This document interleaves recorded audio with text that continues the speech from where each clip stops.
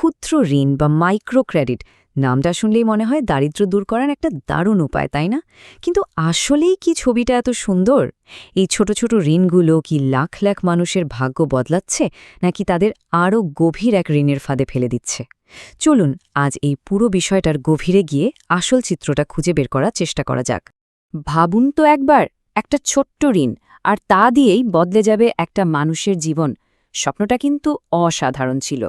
মানে একটা ছোট ঋণের সাহায্যেই সবচেয়ে গরিব মানুষটাও নিজের পায়ে দাঁড়াবে, একটা উদ্যোগ শুরু করবে, আর দারিদ্র্যের সেই পুরনো চক্র ভেঙে বেরিয়ে আসবে। আচ্ছা, তাহলে চলুন প্রথমে দেখি ক্ষুদ্র ঋণের পেছনে সেই শক্তিশালী আর সহজ তত্ত্বটা ঠিক কী ছিল। এর প্রতিশ্রুতিটা ছিল কিন্তু সত্যিই অসাধারণ।